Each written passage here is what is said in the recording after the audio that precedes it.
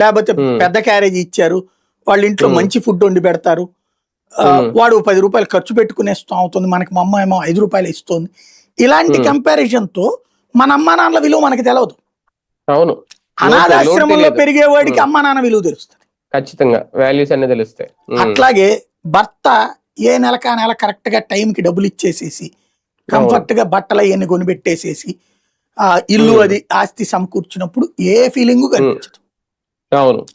ఆడి ఎవడి కోసం చేస్తున్నాడు, ఆడు పెళ్లి చేసుకున్నాడు, పిల్లలు కాన్నాడు కాబట్టి చేస్తున్నాడు, ఆడి బాధ్యత అంతే.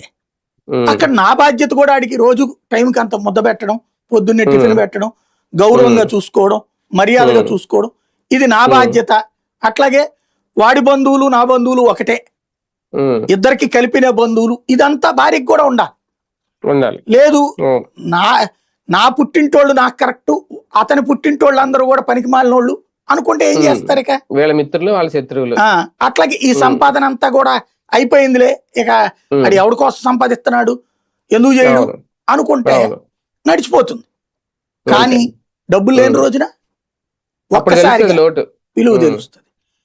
ఆ భర్తే లేడు అంటే, భర్తనినే కాదు బ్రెడ్ విన్నర్ అంటారు ఇంట్లో. భర్త అనారోగ్యం బాలైతే భార్య సంపాదిస్తుండొచ్చు, ఆవిడ్ని కూడా ఇట్లాగే చూస్తుండొచ్చు భర్త. అదే సందర్భంలో లేనప్పుడు